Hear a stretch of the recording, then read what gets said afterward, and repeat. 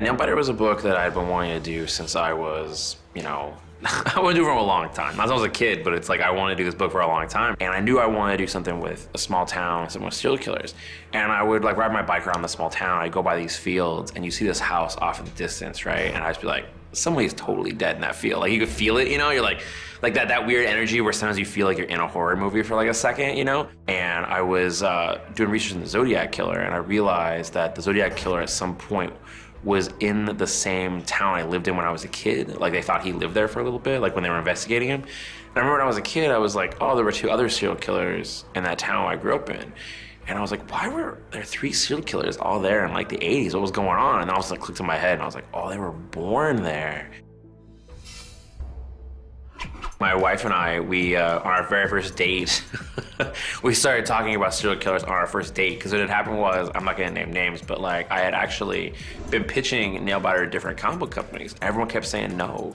They just didn't see it. They just didn't see it and they didn't want to do it. And I remember one day it got rejected, and Scott Snyder actually called me that day because he had found out and we had talked about it. And so it wasn't mad or anything, like things just don't work out sometimes. But I went on a date that night. It was like a blind date, and I go in there and I'm, we're talking about stuff, and she's talking about what I'm doing and things I'm working on. I was like, oh, I have this book I want to do. It's about serial killers, but I can't find a place for it. And she was like, oh, what's it about? And we started talking, and she actually was working in law enforcement at the time, and so she knew stuff, and she had a degree in like criminal behavior and criminal justice. So she knew a lot of stuff, and she knew a lot of different things about serial killers. And so we started talking, and like, yeah, it was one of the things on our first date we like connected on with serial killers.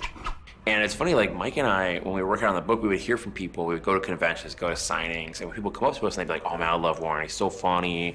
And you started talking to them and you're like, he's a serial killer, right? Like he killed like a ton of people. Like you're not supposed to like him. And even we got around, I think it was issue 25 or 24, we tried to present him in a light that was like, this is the turning point. If you think he's charming and funny and all this stuff, and you're falling for it, you're falling for the trick, at this point you're gonna stop falling for it.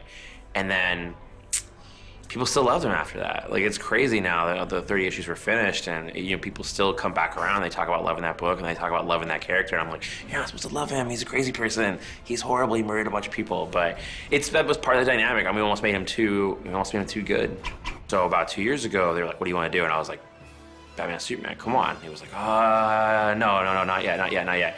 And then, about a year and a half ago, it came up again, and I was like, come on, I want to do Batman Superman. When is this gonna happen? He was like, maybe next year. It was like I was finally starting to chip away at it, and then I was able to do it, and now I get to do it in this really big way, part of this big story we're building. It's like right now, ever since Metal, we've been kind of seeding things across the DCU, and you look at what's going on with Justice League with Lex Luthor and Perpetua. We're doing a story in December. It's a 4-issue series that James Tynion is writing with Steve Epting, and it's called Year the Villain Hell Arisen, that takes all these pieces we've been building since Metal, all this stuff we've been building since No Justice, everything that's going on in the Year of the Villain, and it all collides in this story. That it really comes down to it's Lex Luthor versus the Batman Who Laughs, and the two of them having opposing ideas of what they want the DCU to be. So you have these 2 big villains we've been building finally fight with each other, and the war between them leads to an even bigger thing that we're going to do next year. Thanks for watching, and don't forget to hit that subscribe button for more awesome comics-related videos. And remember, Behind the Panel isn't just a video series. We also have a weekly column at SYFYWIRE.com, as well as an amazing audio documentary series. Listen and subscribe to Behind the Panel wherever you get your podcasts.